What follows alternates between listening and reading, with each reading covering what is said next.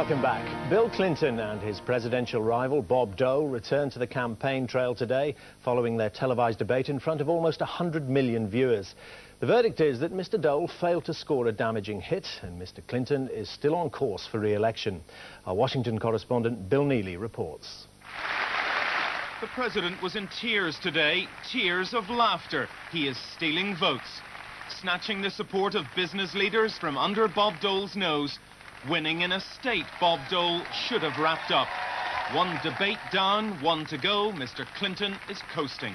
And I felt good last night. Mr. Dole is happy he wasn't humiliated, but his road to the White House remains blocked and he remains the reason.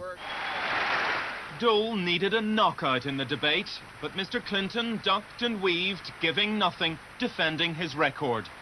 We are better off than we were 4 years ago. Well, he's better off than he was 4 years ago.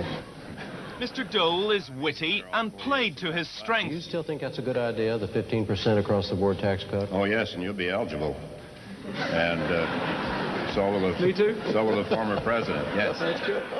Mr. Dole's age is not a strength, but he tried to deflect attention from it by comparing himself to the president. Well, my blood pressure is lower and my weight, my cholesterol, but I will not make health an issue in this campaign. So... It was a line borrowed from Ronald Reagan, but he lacked Mr. Reagan's punch, pulling back here on Mr. Clinton's drug policy. And I won't comment on other things that have happened in your administration or your past about drugs. My family has suffered from drug abuse. I know what it's like to see somebody you love nearly lose their lives, and I hate drugs, Senator. Mr. Clinton was polished and presidential, making no mistakes, though claiming credit for everything. In Northern Ireland and the Middle East, we are better off than we were 4 years ago. Mr. Dole disagreed. Northern Ireland, there's no ceasefire. In Bosnia, I think there's still lots of problems in Bosnia. But foreign policy isn't swaying voters. Mr. Clinton was left holding his lead, the election in his hands. This debate won't have changed many minds. Mr. Dole held his own, but that's not good enough anymore. Not for a man who's so far behind with so little time left. Try telling that, though, to Mr. Dole's campaign managers. Too late? No, you of faint heart? No, not at all. Bob Dole has one more chance in the second debate next week. Then the last of the World War II generation to try to win the White House faces his final battle. Bill Nealy, News at 10, Hartford, Connecticut. Demolition workers moved in today to pull down the house where Fred and Rosemary West abused and murdered their victims. 25 Cromwell Street in Gloucester will be razed to the ground and covered in concrete. The site's long-term future will be decided after consulting relatives of the victims and local residents. Here's our West of England reporter James Bays.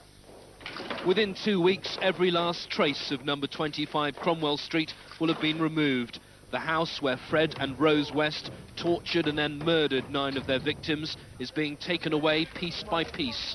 The local council, which now owns the building, handed the keys to a demolition company first thing this morning. They've been given instructions to bring the house down brick by brick. The timbers will then be burnt and the bricks ground to dust. It will remove the physical presence of this house, which has brought so much dishonour, if you like, to our city. At the end of last week, Fred West's daughter Anne-Marie was given a last chance to look around the building. I felt that I needed to visit the house for one last time to help me lay it to rest, really. As I was going down the stairs, I could feel, almost taste, the fear. 3 of the West's other children have left flowers outside the house in memory of their sister Heather, one of the victims. Their note reads, "The sad memories of this house will go with it, but memories of you will always stay." Tonight, the building's been surrounded by a hoarding. The council say that's to ensure public safety. James Bays, News at 10, Gloucester. The trial has begun at the Old Bailey of 4 Palestinians charged with bombing the Israeli embassy in London 2 years ago. The embassy was badly damaged in the attack, which the court was told was aimed at disrupting the Middle East peace process. All 4 deny the charges. Stuart Hutchinson, the British businessman jailed for killing his wife on the Costa Del Sol, has been freed after serving just 4 years of a 24-year sentence. He was let out following a change in Spanish law concerning foreign criminals. And showbiz stars and friends have paid their last respects to the entertainer Leslie Crowther. His widow Jean and his 5 children led mourners at his funeral. The TV personality died 10 days ago from heart failure.